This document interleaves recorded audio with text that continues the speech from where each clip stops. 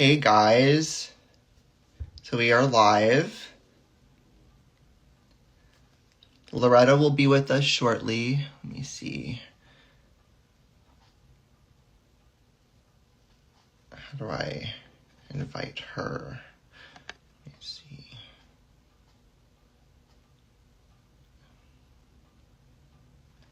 Hi.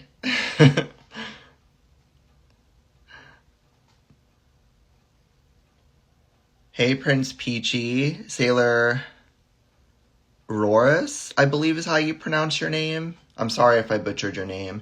Loretta will be with us shortly. I'm going to see if I can invite her in. I believe this works. I don't know if that worked.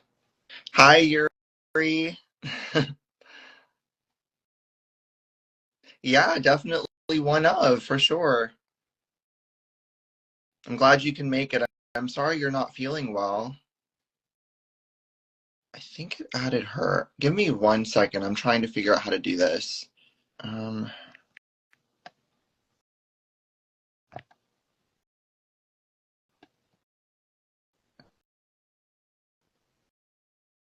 okay.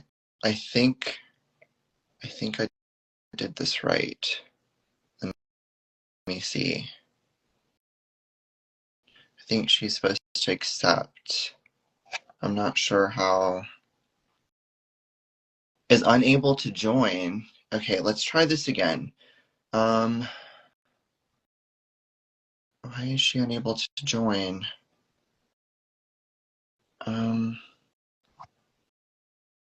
This is odd.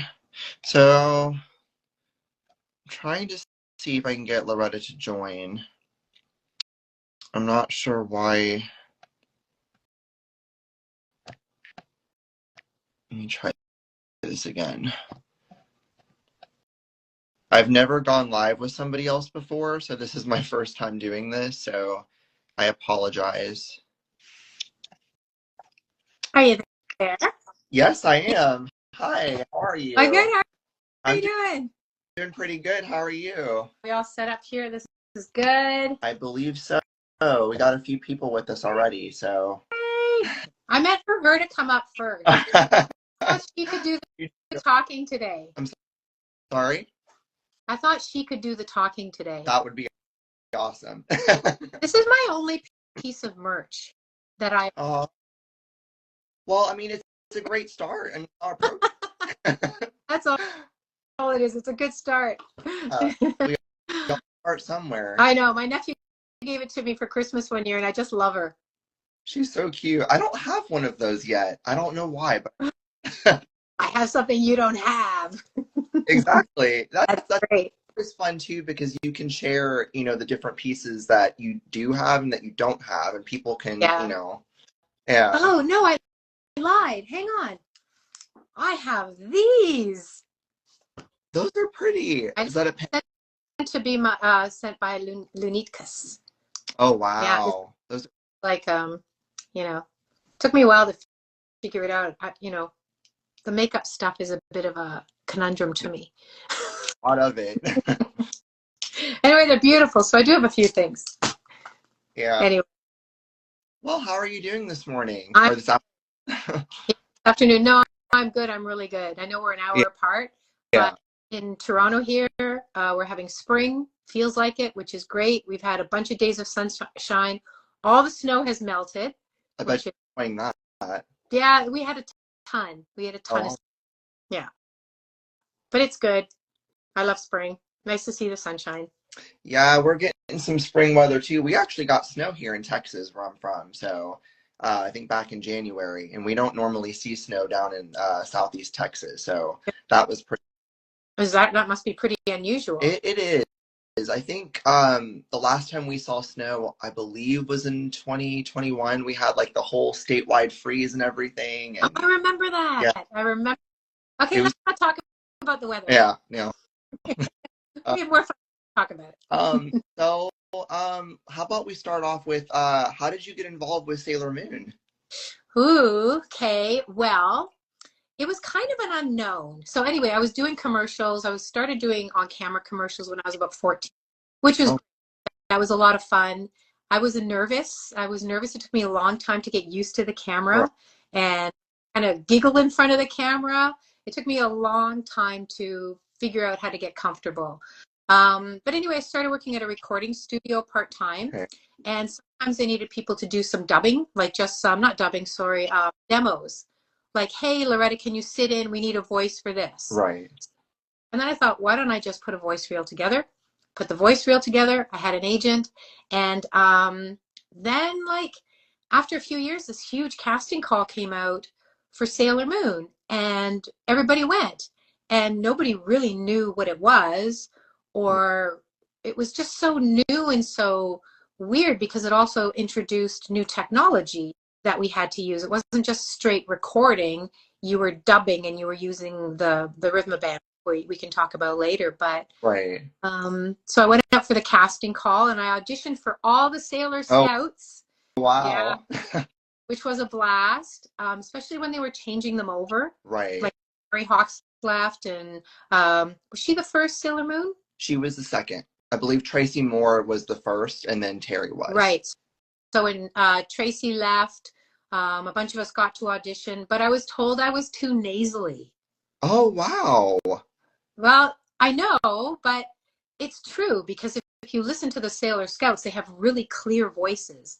And I do have a bit of a nasally voice, but when you're like 20 something, you don't know that about yourself. Right. And I thought it's a criticism. Oh no, but it's really what they need. So right. I was out. But the cool thing was that I started doing ensemble roles like schoolgirls and incidental kids and stuff like that. And then the first evil person, which was Petsos. Petsos, I don't know. Maybe your followers do, but I can't remember who she was. You guys remember? She had a green face. Anyway, so those small characters allowed me to play with my voice. Right. It would go from a screaming Damon to a small kid. So I kind of developed kid voices there and evil voices there, which I never got to use before. So I wasn't in just one role. Ooh, one of the monsters. That's right. She was one of the monsters. Monster of the day. So that was really gratifying. And I was pretty grateful for that ability to develop different voices. Right. Because voicing the school girls, there was just a lot of range there. Yeah. Evil characters, that was a lot of range. And it also gave me free time to kind of come and go. Like the Sailor Scouts were locked in for the day, but go for a few hours and then leave. And it was kind of easy work, fun work. And I always wanted to do more. It was really hard to leave the studio, when everybody's still working. But anyway, it was all great. And I'm grateful for what I did have. Well, I'm grateful we're all grateful for your contribution. I mean, you played some amazing characters and you did a fabulous job. So yeah, thanks. And I'm grateful for the fans. Like, honestly, without the fans, there would not be any passion and love left for Sailor Moon. I agree. Yeah. I mean, we're just as, grateful for you guys too. I mean, y'all just did a job. So, I mean, you didn't know it was going to turn into this huge thing, and yeah. I mean, how does that feel, That felt pretty cool because I remember my kids were young at the time. They were like just in grade school, like grade 2 and grade 4. And I remember in the hallway, somebody said, oh, she plays on Sailor Moon. And I remember one of the kids was like, just staring up at me with that look. But I didn't always let my kids watch because like some of the characters were pretty nasty, like Injector. She just didn't have hands. She had needles. Yeah. And, inject with flu viruses. So that was pretty bad. I didn't let them watch that episode. Yeah, I can understand why. Yeah. Oh, thanks. You did work and contributed to what we love. Yay. I loved it too. It was a experience. Like, we were all learning how to do something completely new.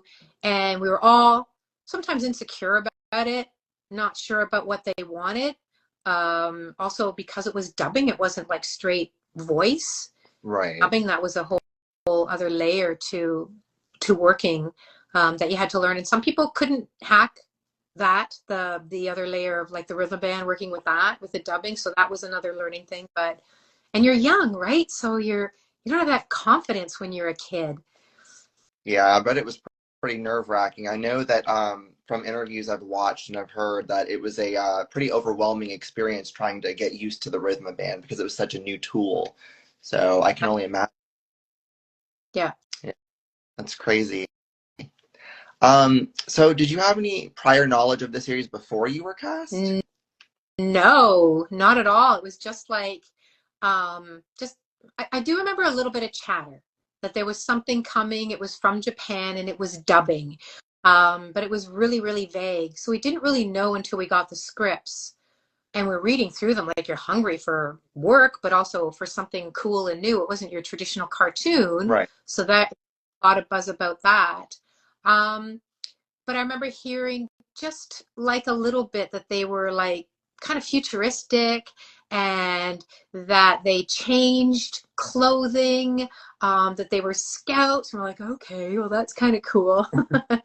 So not a ton, but I mean, I didn't even really know what dubbing meant. Oh, Like, wow. Yeah. so used to doing voice auditions at that point. So what do you mean I'm dubbing? So yeah, it was all pretty new. And that's my experience, right? Like some people probably, obviously they had different experiences, but I was thrilled to be cast in any role, even if it was small. Well, we're so grateful that you were cast. I mean, Yeah, that's thanks. a job. Yeah, yeah. But also I just want to say that even though I didn't get one of the Sailor Scouts roles, I learned so much from them. Yeah. Watching them learn how to do their role, watching them work in the studio, watching any of the other actors, even the screamers, like Tony Daniels or any of the other people who had to play some of the guy characters. It was great watching how they used a microphone or how they used their voice, or because also when you're in your 20s, you're maybe a little bit nervous to put your actions into it when you're acting, Right. or to even look ugly. That's true. Yeah. Even make a face and look ugly. You're kind of like, but no, I want to be, So it was, yeah, it was a total learning curve. And even though we didn't have a heads up, we all dove right into it. Yeah. And sometimes you just have to do that too. You can't think too much about it. Yeah. There's a question here. Do any of y'all still talk or hang out, I believe is what it says. Oh, I'm pretty good. Is that okay if we take a question now, or you want to? Oh, Yeah. I'm pretty good friends with Tracy Hoyt. So Tracy and I talk a lot and we see each other every now and again. She's fantastic. She does a ton of theater. She writes theater. She writes drama. She writes plays. So in Toronto here, she's been doing a lot of theater, which is great. Barbara Radecki, I contact her a lot because she is, now that I'm a children's author, she's written some middle grade novels, and she's great. We don't audition as much as we used to. It's changed because we used to all get together at certain studios and then you'd kind of rehash and you'd get to, connect again. But it's just, we've all kind of gone different ways, right? Yeah, it was a different time. Well, it's still great that you guys still stay in touch though. Yeah. That's probably rare that happens. Yeah, I think so. I think the pool here was pretty small. A pretty small talent pool, not like you in the States. So we are a community. You knew everybody who was auditioning. You absolutely knew, oh, they would be great for that role. And you would go out with them after auditions or after a session. So we knew the small community. Right. Yeah. I bet that was nice too. Yeah. I remember with Terry Fox, I really liked her. What was the other? Tony Daniels and I got really close for a while. Like he plays guitar. Thank goodness I have some water. Yeah, I actually have some myself. He plays guitar and I played guitar. So I used to go over to his place and hang out and play guitar. Oh, wow. Yeah. Yeah, I can't say that I know how to play an instrument. That's definitely a very special skill you have to do something like that. But that's really neat. I didn't know that. Yeah, my mom was a piano teacher. Oh, wow. She's 92 now. now, but Oh. he was a piano teacher, and we all had to get our grade, our grade 8 piano and grade 2 theory, which we fought over all the time. We fought her on that, but I'm so happy I have it. So then I pick other instruments. One brother's a drummer, one brother's an organist, one brother's a guitarist. So yeah. Together you got a family band. I'm not sure how that go. I could probably be a lot of laughs. Yeah. Okay, so my next question for you is, what is your favorite thing about the characters you play? I mean, you play so many. Yeah. Oh, I mean, what I loved about the characters is that, so when I would go in, I could choose any voice that I wanted. They would say, hey, we've got a voice we want you to do. I could choose any voice I wanted. I could make up anything I wanted. And that was really cool because it was so new, and because those daemons or monsters only lasted a day, didn't matter. Did. So walking in the studio, you're kind of told, like, you've got to come up with something. Okay, Loretta, we need you to turn that giggle into a scream. So you develop and you learn. But anyway, I realize your question is, what's my favorite thing? So Four Face was really cool because it's a Hindu goddess, apparently. Yeah. That's the whole background of that character, the backstory of that character. And I loved that. It was like, I was terrified, but when I walked in, it was like, we need you to do a character with 4 voices.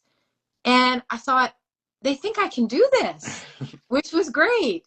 They trusted me to do that. So I got to do whatever I want. I think, actually, I made a note here. Hang on a sec. I love that Eugeal had a thrower. Her firebuster. Yeah. One firebuster too. I absolutely loved that. That was a pretty cool accoutrement.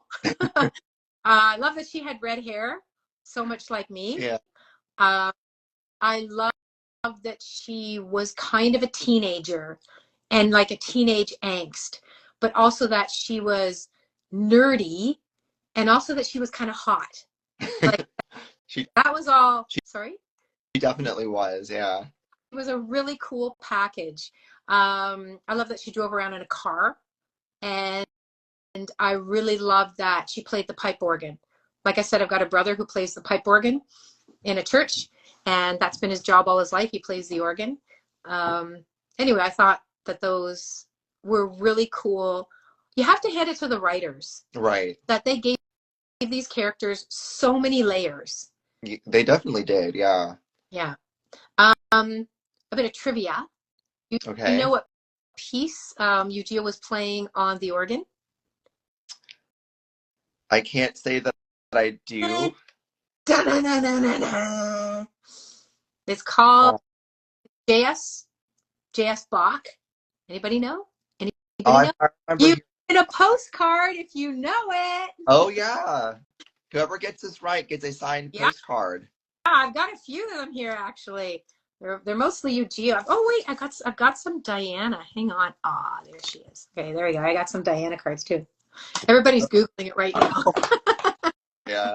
Come on, first one. Whoever knows the song Eugeal was playing on the organ gets a signed postcard. Come on, I gave you a big hint. J.S. Bach. No. I'm not sure of the song, but I definitely have heard of Bach. Yeah. The name thrown around here and there, but I can't say that I know the name of the song. Okay, I expected to. I'm sure you have a lot of other more important details in your head. It was called the Toccata. Okay. Toccata. Yeah, we'll have another reason that you can win the postcard. Is what it was called. Okay. Okay, so back to your question. Marzipan was really cool because she was made of cake. Yes, she was. Yeah. Yeah, and her weapon was that she would throw donuts onto the Sailor Scouts or zap somebody and turn them into a cake. And she had like the frosting squirter, the piping bags. Yeah. Yeah. And then she got melted, sort of like the Wicked Witch of the West. Who was another one? Genie of the Time Warp. Oh my gosh, I didn't even know you played Yeah. her. Yeah, I think I played about 25 or something like that. But anyway, Genie of the Time Warp could go back in time. Somebody said, wouldn't mind donuts getting thrown at me. Me too. Genie of the Time Warp she had the concept where she could turn back time to send her opponent's attacks back at her. Right. I mean, these were brilliant. They were great. Yeah, she had the power to stop, reverse, or just, forward time. Like, whatever she wanted to do, she had the power to manipulate time completely. Pretty cool character. Yeah. They were smart. It's funny because speaking of Tracy Hoyt, I believe your interaction in that scene was with Rini, her character. So that's kind of interesting. Oh, that's right. Yeah. Oh, that is right. Yeah. See, we always work together. I'm sorry, say that again. We always work together. Like she'd be sitting out in the lobby and I'd be doing my voices and then I'd leave and she'd come in and do Rini. We weren't always an ensemble. Oh, wow. In the studio together. For Max and Ruby, the animated show that I worked on, we were always in the studio together. Oh, wow. Ruby and Max, Valerie, me when I had roles there. But for Sailor Moon, they were solo records. Unless Sailor Scouts, if they were talking back and forth and the rhythm of bands going, it kind of had to be together because the timing was. But they would just wind up the rhythm of band and bring in the next person. Right. Yeah, so you're right. I probably did work with Tracy, but I didn't know her that well then. So, yeah. She's absolutely amazing, Tracy, because she does a lot of voice. She helps actors do their voice reels, and you can sign up with her and get just voice tips. And she does classes, and she's great. She sounds like a great teacher. I know she's been quite busy teaching different students who are trying to learn acting techniques and stuff like that. Yeah. I've even taken a class with her. Oh, have you? Yeah, it was weird. It was years ago. It was weird, but I had to get over it because I needed to put a new voice reel together. So it was great. She was so helpful. That's awesome. Yeah. Yeah. Let's see. Let's look at some of the comments real quick. Oh, yeah. Some people like to have donuts thrown at them. I would too. Right, you just eat them. Butter tarts. You don't have butter tarts in Texas, I don't think. Butter tarts? Butter tarts. They're a very, very Canadian thing. They're like a round pastry tart, and it's just the inside is a mixture of brown sugar, butter, and raisins if you want, and it like you boil it till it hardens. Like it's just gooey. It's this amazing gooey tart called a butter tart. I don't think we have those, but they sound really good, and I feel like we should get some. Yeah, come on up. Oh my gosh. So much work that many don't think or know what goes into everything with the shows. That's very true. Yeah, there's a lot of work that goes into the series for sure. Yeah, for sure. I mean, we changed directors a few times. We had John Stalker directing for a while. We had Deke had this director, Nicole. She came from Montreal. She was like a heavy smoker. She sat in the studio and she just go, no. She had this really thick accent, this French accent. She was wonderful, but she was like, no, I need that louder. I need that, get your scream up there. I have to say that playing the demons and the evil characters, because I had little kids, I could just blow it off in the studio and then come home and be like, hi. That was Nicole throughout, right? Yeah. Tremblant. What did you say? Dual? Throughout? Yes, okay. That's right. It started with a T. That's right, but it's a soft T, yeah. Yeah, I think I've heard Terry throw her name around a few times in interviews, so that's the only way I know it. So yeah. Okay. So we're getting some more people joining here. More questions. Yes, Sailor Moon can be for kids, but has some darkness to it, so it expands for many ages. That is very true. Yeah. True. Okay. I'm not seeing too many questions here, so I guess we'll just... Maybe at the end. I'm sorry? Maybe at the end. Yeah, I'm trying to... All I see is like words up in front of my face. I can't see my face because they're like words, but I'm not going to touch it, so... It only lets me scroll so far. Finding for the dubs. When do match? Staley Yuri has a question. The timing for dubs. Oh yeah, also the timing for the dubs on when to match. Looks like it takes a handful of times, like to match. Yeah, I did. Yeah, I did, because also sometimes they would change things, and you're looking at. I know we're talking about the rhythm band, but that's okay. Right. Change things on the rhythm band with like it was all written. Like Right. let's say Eugeal's character was written in red, and then they would cross out a line or two, and you'd have to wait for that cross out, and the new words would be written in the top. Like it's like this little band. So you're like, what does that say? I don't think I could do it now. I would need long distance glasses or something. Oh, So wow. you take a handful of times. But once you got into it, and I became good at it because I kind of like that tech stuff. Wasn't it like karaoke where it would go Yeah. across and it would hit the line and you would speak? It was developed kind of like karaoke. It's like the precursor to karaoke. That's right. It was actually developed in the 20s. Oh, wow. For piano players for silent films. Like when piano players, there would be the film up there. Somebody developed that. We've got a camera here that shows the notes and what you're playing, and we've also got the camera or the screen that shows you the movie. Right. So it was done for music first, and then it got adapted into for voice. And I think the first rhythm band cartoon was Felix the Cat. Oh wow! I love trivia, things like that. Always learning something. Yeah. Okay. So, yes, learn new things every day. That is very true. Good. That is very. How do you relate to your characters? Is my next question for you. Some of the characters were hard to relate to, like Injector, right? Because she was really pure evil, and also she was only going to last a day. So you just kind of threw everything at her, like venom and hatred and anger or whatever. So I didn't really relate to her other than I knew how to get that anger out, right? And we've all been angry. Eugeal I did relate to because she, even though she was tough, she kind of felt like a delicate character sometimes. And she had heart, if that makes sense. Though she did some really pretty cool things, she really did have heart. And I liked that about her.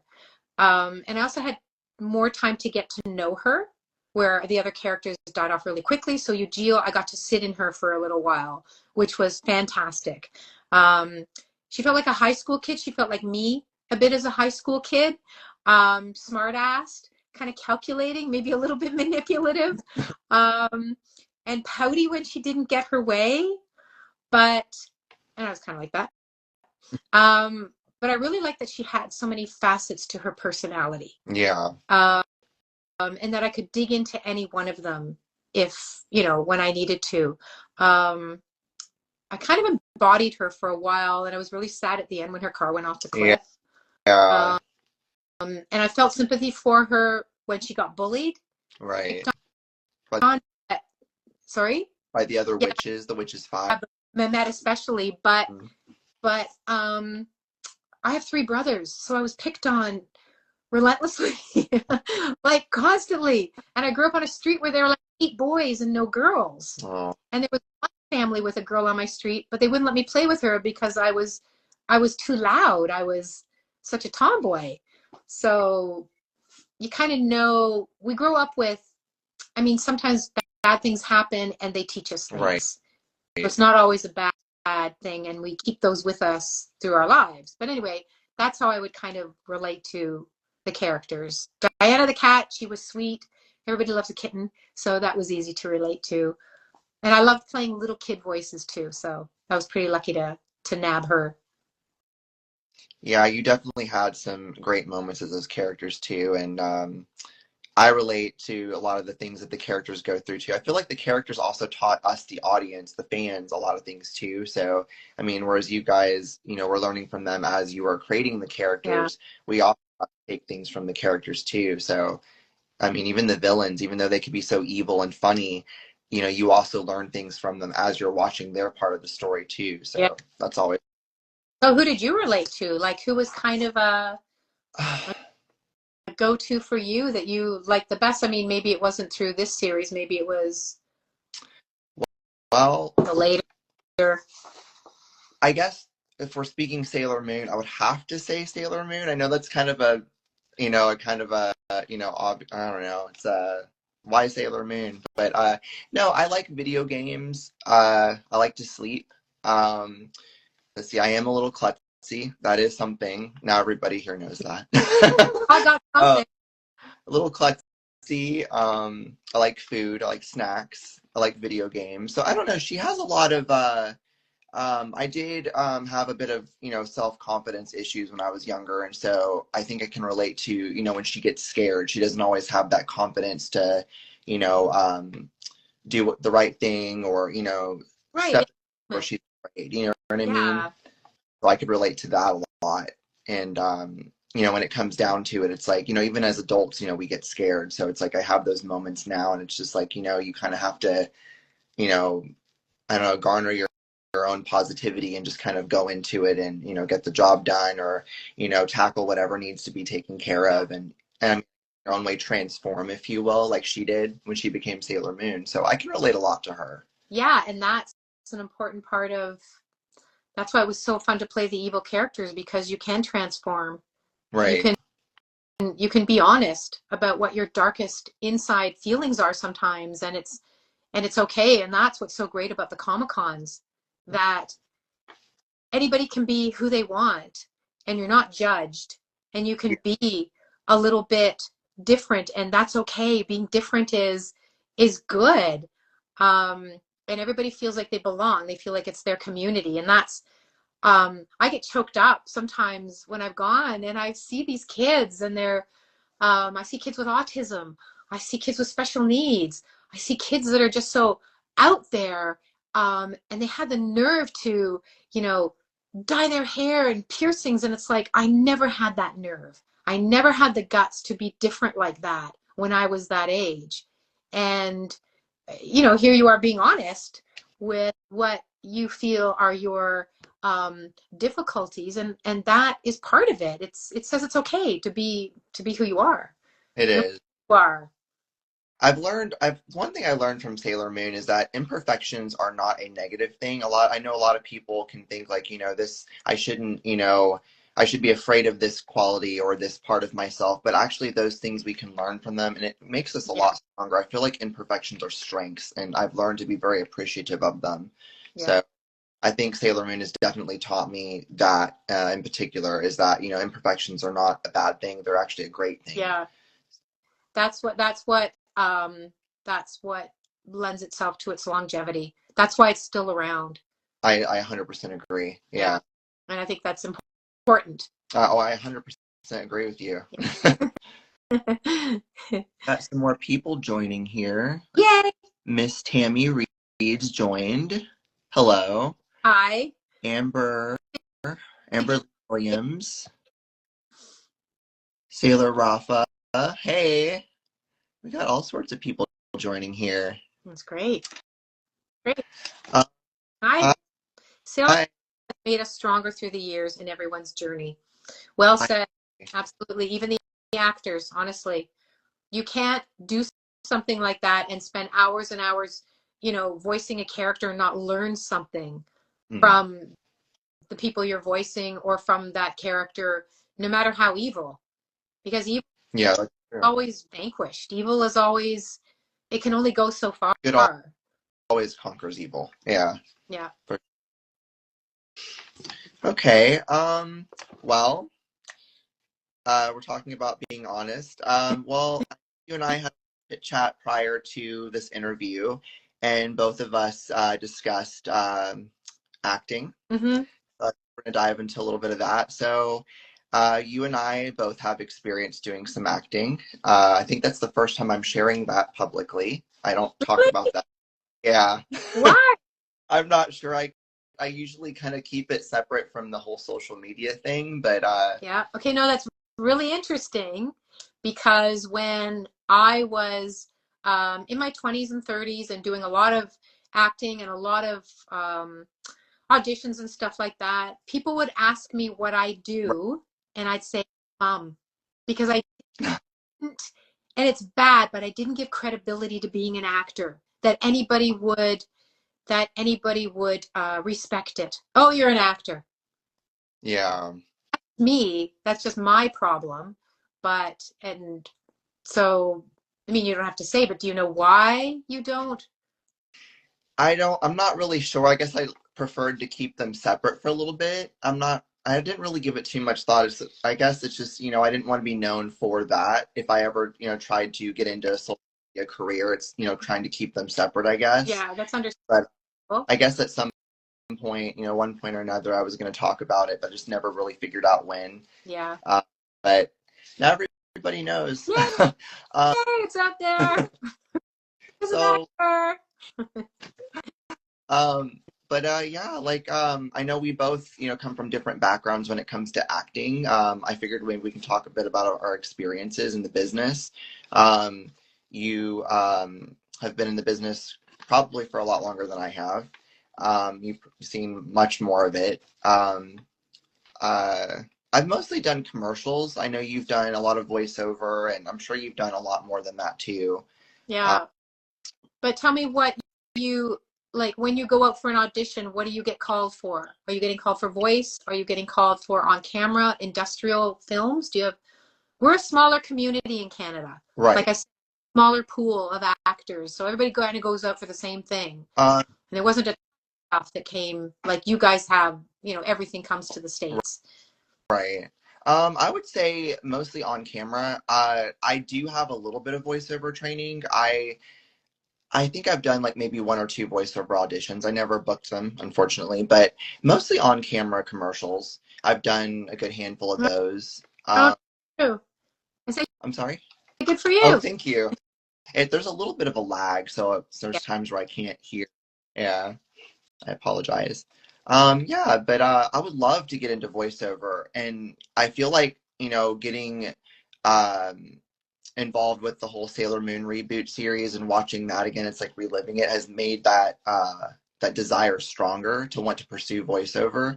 I have a little bit of dubbing training under my belt, so I got to practice dubbing with someone who's actually a very well-known voice actor. He has a in-home studio where he teaches a handful of students every now and then when he's not working. Yeah. And I go in there and practice dubbing. But I can't say that I used a Rhythmaband, but they had a new technique where... Is it even still around? Oh, but I think so. What I used, it would have been a lot easier because they had something they call the beep method, and you have headphones and you get 3 consecutive beeps, and where you imagine the 4th beep, that's where you start to speak. So I don't know, I guess in my experience and, hearing about the Rhythmaband where you had something there to work with visually, you kind of have to time that yourself. So it's a bit challenging because if you're off by like a little bit, it will either have you go back and do the line again, or they can kind of pinch it and move it a little bit. So it does have its challenges, but it was a lot of fun to get to try and do that. So yeah. And you just want to do it more and more so that you become pro at it. And that's the thing, is that you never get to do these things long enough. Right. Get a little bit of a snippet here and there. You kind of live in a bit of a vacuum, just trying things out. It's hard to get pro at anything. You made me think about with a Rhythmaband, it was so quick. That's why the Sailor Moon voices are all so fast. Like everybody speaks so fast because it was just like, I guess it was all timed, and we had to get it in with the Japanese. They speak fast, so maybe our English words are longer, but it was always just running through, and you didn't always have a chance to put an emotion into that. Yeah, I heard it just zips by the screen super quickly. Yeah.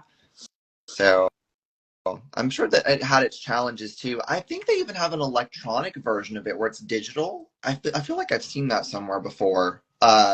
It's basically the same tool, but it's on a screen rather than on a band or a reel. Yeah. I'm not sure if they still use that, but I feel like I've seen that somewhere. So as an actor, do you have to be a SAG member, or can you do non-union work?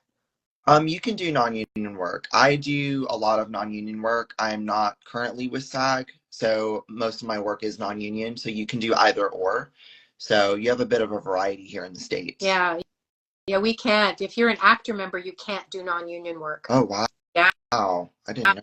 Yeah, you have to do one or the other. And if they catch you doing some non-union work, they can revoke your membership. Oh, wow.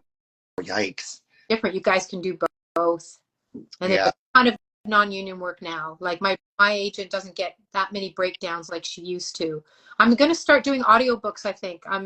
I know it's a lot of work, but at least I would still have my hand in it. Right. Yeah.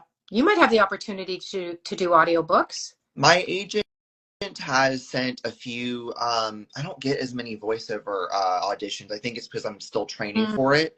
But, I've gotten at least one or two come down the pipe, mostly for like, commercials and stuff, but I should probably touch base with him and see if I can get some more of those, because I would love to keep practicing at it. Yeah. I have some questions for you, actually. Okay. If that's okay. You discover Sailor Moon. Say that one more time. I'm sorry. When and where did you discover Sailor Moon? Okay, so I discovered it when, let's see, it was on Toonami. I believe it was year 2000. Okay. I believe was when I started to thoroughly watch it. I saw a little bit of it in the 90s. It was on so early in the morning, so I didn't get to see it. And you must have been so young. I would have been about 5 or 6. Yeah. Whereas I remember me and my family moved into another house, and I was probably about 10 or 11. It was on Toonami, and they were rerunning all the older seasons from the 90s. But then the Sailor Moon S and Supers was starting to air fresh. And so I got to watch more of it. So I feel like around that time, I believe that was year 2000, I got to watch it much more thoroughly and actually follow it a bit. And me and my sister used to watch it like almost religiously. We never missed an episode. So it's a thing to become obsessive about. Everybody gets obsessive about it. Oh yeah. No. Yeah. I think you kind of answered. I was going to say, how does Sailor Moon speak to you? But I think you kind of already answered that with what we find out about ourselves when we watch some of these episodes. Okay, if you could play any character. Ooh. And why? Character. From Sailor Moon or just in general? I know mostly Sailor Moon, so give me Sailor Moon first. Okay.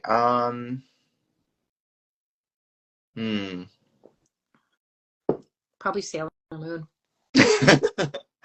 I feel like, I don't know. I liked Rubius. I thought Rubius was a cool character from season 2. But I also like Tuxedo Mask. I think Tuxedo would be a good one too. Yeah. The relationship with him and Sailor Moon was something I always loved, and I know the fans are definitely fans of. So I'd have to say Tuxedo Mask. Yeah, he's a great character. Great character. Yeah. Okay. Good answers. Okay, that's all. I want to show you my cool Sailor Moon hat. Oh, that's cute. There's a woman here named Emily Gonsalves, and she runs this Pretty Heroes. They're small Comic-Con conventions that show, they're just about the empowerment of women, and it's only themed. It's a great small community, but her cousin knit this for me, which I just really love it. That's so cute. Yeah, great. And with our buttons on the top too. Yeah. That's cute. Yeah, I love it. Wearing some Sailor Moon myself. I have this Death Busters jersey I bought for the live stream, and it has all the Witches 5 colors here on it. Oh, that's great. I think on the back it says Witches 5. I don't know if you can see that. Really neat. I like it. I love the Witches 5. They were such a cool group. They really were. Yeah, they were really neat. And Dr. Tomo. Oh, he was evil. Yeah. Who played Dr. Tomo, by the way? I've forgotten. What about Dr. Tomo? I'm sorry. Yeah. Um, Jeff Lumpy, I believe. Oh, okay, Jeff did. Yes. Okay. Yeah. Yes. All Yeah. right. Yeah, that's right. Yeah, I always loved the evil laugh from Dr. Tomo. It was just so well done. Yeah. He did such a good job on that character. Yeah, he was good. He was good. And he developed that himself, right? Jeff did that himself. I would like to think so. Yeah. I mean, it was so one of a kind. It just sounded so good, and he did it. I can't even mimic that laugh, but it was just so good. I think. Let's do a couple more questions then, maybe, and then we can get to questions. Okay. Unless you want to hear a voice or two.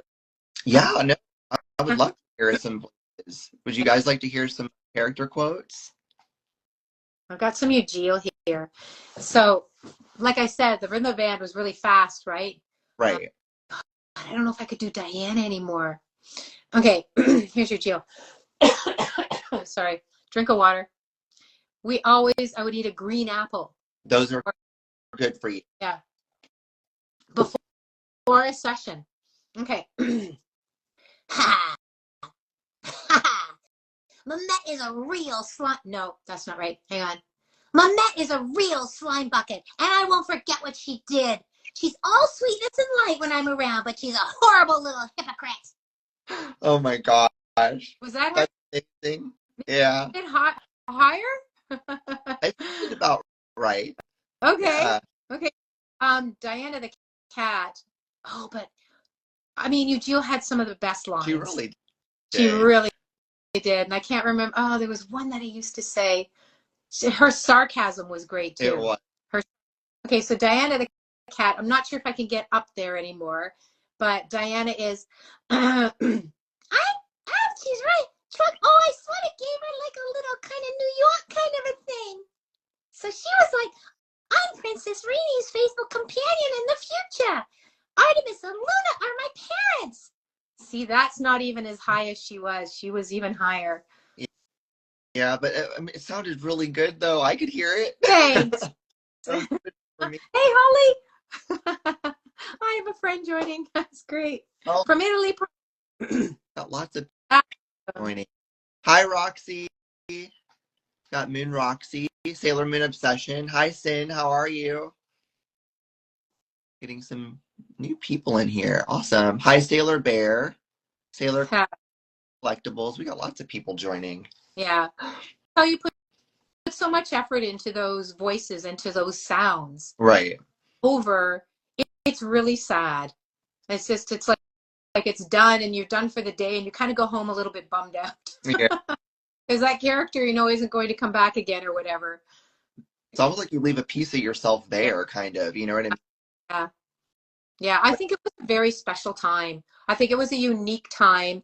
Unless they start to write more, unless they start to write more shows, I don't think that will ever come back because it was a small, tight community and everybody trusted everybody. And as an actor, you know how important that is to trust. Right. To trust the person next to you, to know that they're going to have your back or just help you through it. And we kind of did. Y'all were a real team for sure. Yeah, but we didn't realize it at the time. Yeah. It was later on that we kind of realized, wow, we were part of something that was pretty cool. So I did want to ask you a little bit about Emily Gonzalez. I know you mentioned a little bit about her. She was at Pretty Heroes convention. What more can you tell me about her? She's an interesting lady. She's a graphic designer. She's an illustrator. She's a market manager based here in Toronto, an event planner, and she kind of started Pretty Heroes, the convention. You can find her at prettyheroes.com. I've got some notes here. So it's 10 years running. She does these small Comic-Cons. It's a girl power convention, and it represents strong female connections. And what's great about it is there's so much cosplay in a small venue. So people feel really brave when it's not the huge Comic-Con, when it's a small community that they can kind of come out of themselves and show themselves and be who they want in the moment. People feel more comfortable to take those risks. So she just finished one. I think it was at the Japanese Cultural Center here, which is a beautiful space. There's markets. There's all kinds of shows that she puts on. I've got a friend who is also in drama, but she's a teacher, and she is putting drama to picture books. Oh, wow. Yeah. So what she does is she brings these picture books into class. Like, I'm now a picture book author, Yes. which is so she brought one of my books into class, and she has the kids act out certain scenes, so they get to understand the depth of the story. And so we did that for Sailor Moon. Oh, wow. Came with me to one of these Comic-Con, these small Pretty Heroes conventions, and we had them embody some of the evil characters. So it's all very physical and it's great. So you're an evil character. What does that look like? So you had people, finding a position, finding a stance, and you'd hold that. And she also played music. And then anybody could join in, and they did, which was so much fun. And then it was like, okay, you need to defend yourself. What does that look like? Right.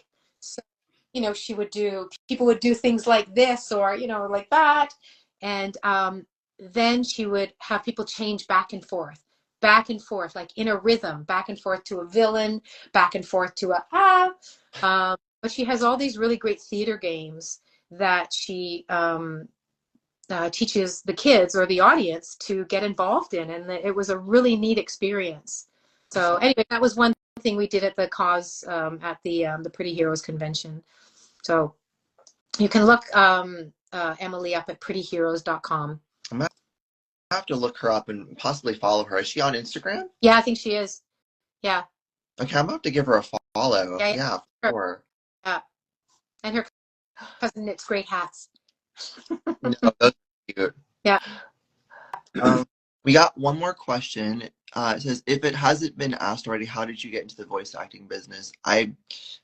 Just quickly, like through a series of events, like I did on camera first, and then I put a voice demo together. Anybody can put a voice demo together.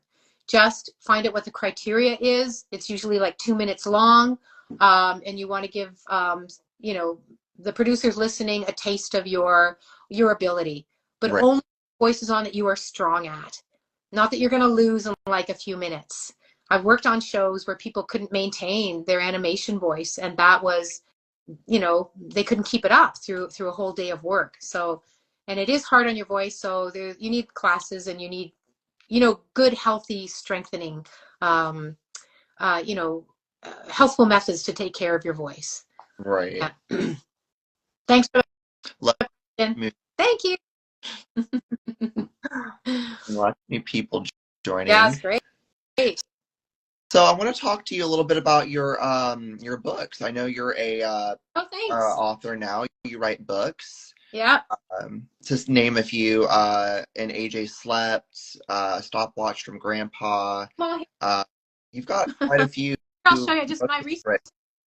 Right. This is my recent one. It's about trees. It's about the interconnectedness of the forest. It's like a mother hub tree who wakes up her little sapling. This is Owl Kid's book. It's an international publisher. And then this is my fourth book. It's called Jeffrey Loves Blue. I have a nephew, Jeffrey, who has autism spectrum disorder. And he's 25, but he's really high functioning. And I used to love how his mother would help him through a problem. Tell him what to do. She would just kind of gently give him cues to help direct him through a problem. So that's where this one, Jeffrey gets fixated on the color blue. And we all get fixated on things. We're all fixated on Sailor Moon. So yeah, there you go. So it's Jeffrey's, Jeffrey has to, in this book, has to try another color. Oh, wow. So his mother gently kind of coaxes him he has to figure it out for himself. And come up with the answer himself, but he has to choose another color. But anyway, so that's what that's about. But I mean, you and I are both actors, and acting is a lot like writing. I mean, it is. Your community is pretty similar. You're working on character building. You're working on structure. You're giving a character a life. I put a lot of those acting things I've learned into writing a story and creating that moment.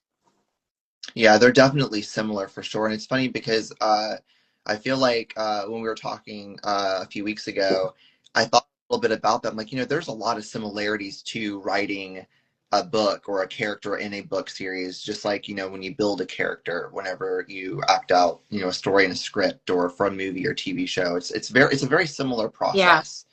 Yeah, it really is. And it's very solitary. Yeah. Like you go to your auditions on your own. Sometimes you see people, but then you just go home. If you get a gig, you work with somebody for a few hours and you see them and you get to know them again, and then you just go home. I sit, excuse me, I work about 6 hours a day at writing. Oh, wow. I'm always submitting. So again, it's another solitary kind of thing. So I make sure I go out for walks. I make sure, I meet friends. I've got a writing group on a Friday, and there's about 8 of us that meet at a cafe, and we just kind of sit and write. I'm like Eugeal.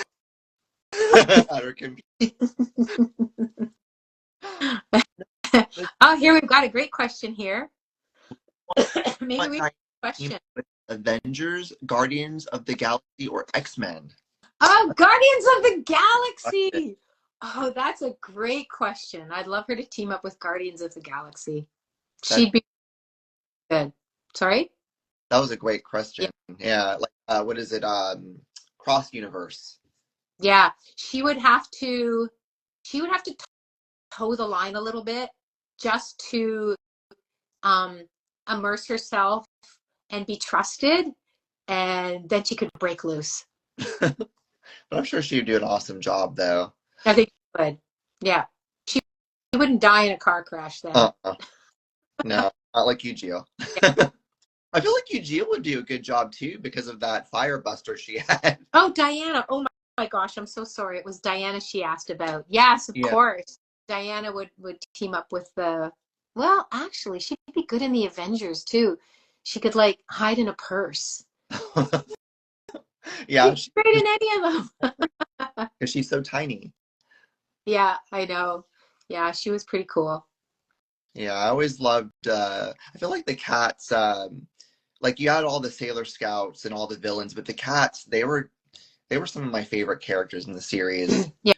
I feel like they had an important role to play, especially like, Luna with Sailor Moon, Artemis with Sailor Venus, and then Diana with Rini. They all had their own individual roles, which were very important to the series. So I feel like they're important as the Sailor Scouts, in my opinion. No, that's great. Yeah. Yeah, I didn't think of it that way. Yeah. Yeah, to me, they were also very soft compared to everything else in that series. Oh, there was such a softness about them and a delicacy about them compared with, well, actually, no, Luna could be pretty screechy. Yeah, I was gonna say, Luna could have a bit of a mouth at times. Yeah. She gagged Serena, Sailor Moon, quite a bit. Yeah. Okay. So I want to talk to you a little bit about the Sailor Moon reboot series, Sailor Moon Crystal. Okay, I don't know a lot about it, so you can teach me. Okay. Well, let's see. It's kind of ending we're kind of nearing the end of it now because you have, let's see, the first 3 seasons are Sailor Moon Crystal.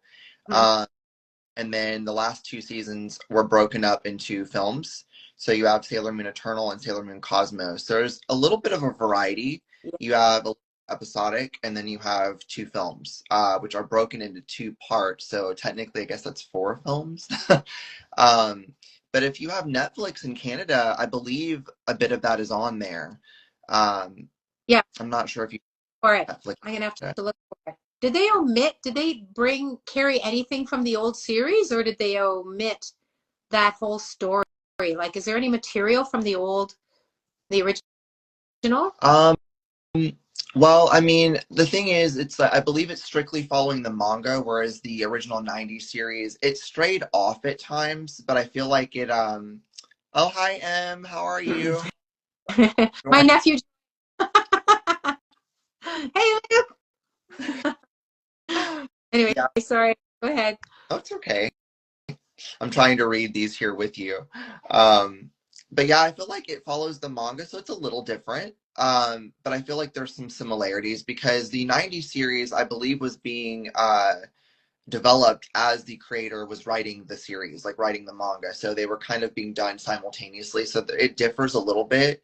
So if you read the manga and then watch I guess watch Crystal now, and then watch the 90s series, there are some differences, but there are also some similarities as well. So like some of the story arcs differ a little bit here and there, but they're not they're not too they're not too far apart, I would say. But there are some differences here and there. I have Yeah. a favorite between the series. I mean, they're totally different, it sounds like. Like season or No, just between Sailor Moon and the Sailor Moon Crystal. I'd have to say Sailor Moon, just because it's more nostalgic. I love Really nostalgia. love oh, me too. Uh, Yeah. I for the original dub. No offense to the new English dub. I'm sure that, the actors are doing the best that they can, and Yeah. there's I don't know, it adds a variety. You know what Yeah. I mean? You have original fans that are getting into the new series, but I'd have to say I definitely love the original English dub a bit more, and so I lean more toward the classic 90s series for sure. So Yeah. Okay. Good answer. Okay, we've been on here for an hour, so maybe we should ask there are some questions there maybe, but also yeah, if you want to, I am happy to mail a postcard. If you have a good question you want to ask David or giveaway or whatever, I've got a Diana the cat. you can win one of these signed postcards from Eugeal / Diana herself. I'm happy to put them in the mail. Does anybody have a question? How can you set it up for them to win one? Trying to figure that out. Okay, let's see. Think of a trivia question. I'm looking at let me see. Maybe somebody has a good trivia question. Oh, I know of one. What episode in season 4 did Diana appear? Does anybody know the episode name and number? Oh, I don't even know that. I don't know it off the top of my head. I know it. I don't even know that. I wonder if someone knows. Oh, we do have some more questions. Somebody asked who's that. your favorite Disney witch? Be they good or evil or good? Or the evil or good? I'm sorry. They're coming through so quickly. Oh, sorry. Which favorite Disney villain or witch, whether they be evil or good? Oh, favorite Disney character. I mean, I really like the witch in the Wizard of Oz. She was just fabulous. She was also a great actor. She got injured in that part when the flames came up. She was injured. She was about that. Oh my gosh, I can't even think of any. Who's my favorite? I am really partial to the evil characters. I think they have more depth, like more layers. Right. And it allows you to kind of be somebody different and somebody you're not usually. Right. So it gives you an opportunity to play. And they're complex and they're rich and they're dark and you can tap into that part of you. I have to think about the Disney witch. Yeah. So I guess we'll come back to that one. Oh. Okay, just name quickly off the top of your head. Who are some of the Disney witches? Ursula from The Little Mermaid. You have Evil from Snow White. Maleficent from Sleeping Beauty. Those are some evil queens. Yeah. Let's see. The evil queens are good. Frozen? Oh, who is the villain? Yeah, I haven't seen. It was a guy, I think. Someone said Maleficent. They like Maleficent. Yeah. Here's a question. How much background were you given on Diana? Just that she was a little cat. That was it. She was a little cat, and she was the future daughter of Artemis and Luna. And you kind of read the notes, but they really just needed a voice. Right. So you really given a ton. Give us a small cat, make her smaller, give her more energy. It was just kind of that direction. And then you kind of found out about it after. So they, excuse me, they didn't really give you that much information from the start then, so. No, because I have to give you the overview of the show, where it fit in.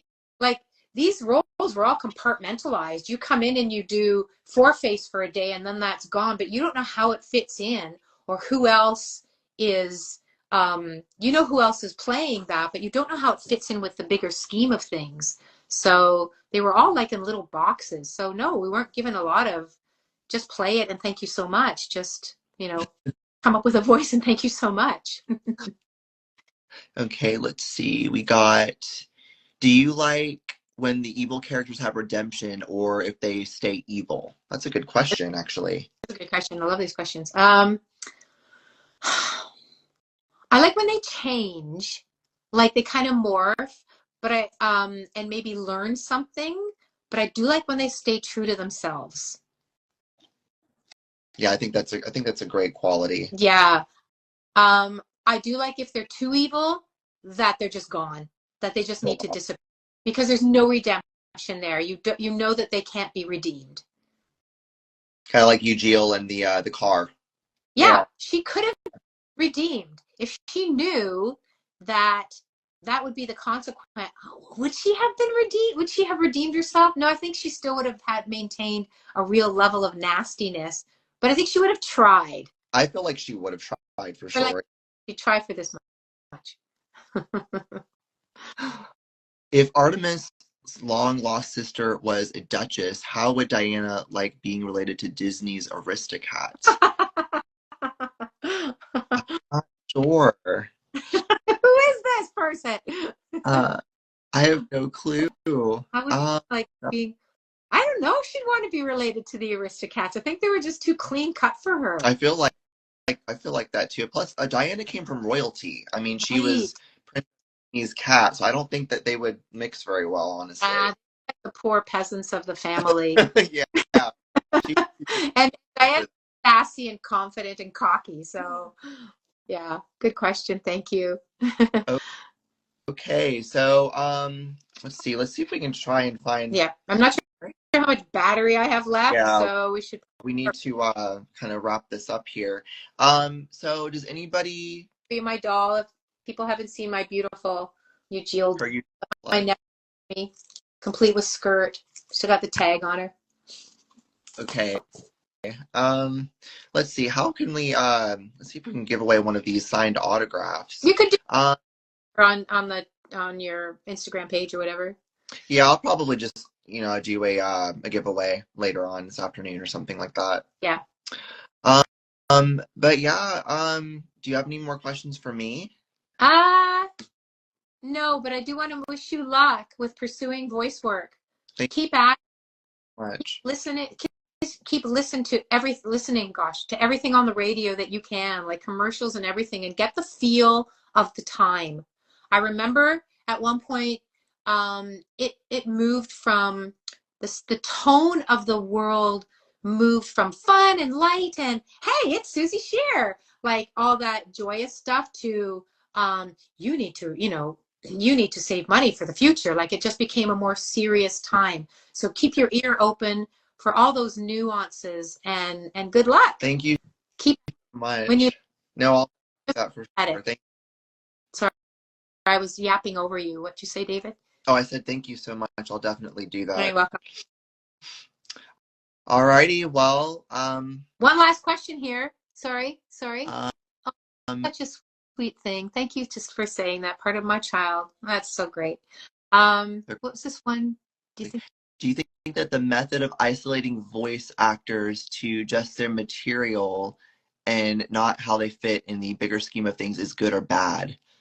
Can you explain that to me? Just their material, not how they fit into the bigger scheme is good or bad. Isolating voiceover.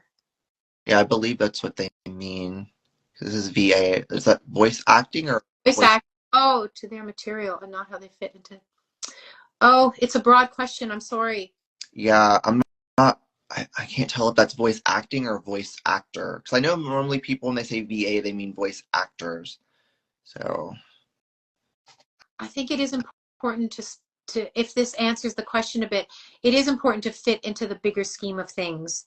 I think we do need to know what the voice sounds like, the voice of the world sounds like. Maybe that's just too broad an answer. Anyway. Well, keep your ears and your mind open. That's all. Sure. Yeah. David, thank you so much for having me. Thank you. Oh, here you said for joining. Before that voiceover actors were not given background. Oh, I see. Okay, now I get it. Yes. I kind of like that I didn't know too much. Oh, for Sailor Moon, right. For Sailor Moon. I like that I didn't know too much about the character. And like I said earlier, the joy of that was like, please come in and just do what you want to do. We were given like carte blanche to kind of walk in and give the voice we wanted to give. I think if I was given too much background on the character, I would have been hung up in my head of what it should sound like. Right. It's okay. Of what I would put have put too much on myself, and complicated it too much, because I do get hung up in my head. But just kind of staying, giving me a little bit of tips was just enough. That's good. It allowed for more creativity and exploration of the character too, I feel like, too. Yeah. So. Yeah, don't give us too much direction, and also it would have just been too much expectation. I agree. Yeah. Thank you for the fabulous questions. Thank you, and thank you for your time, and thank you to everybody who joined. Yeah. All could make it, and yeah, we'll have to chit chat again some other time for sure. Yeah, David, do this. It was a real pleasure. Thank you so much for the opportunity. Thank you. Hey, everybody. Keep Bye. Bye. Bye, Eugeal. Thank you so much, Loretta. You're welcome. Bye. Bye.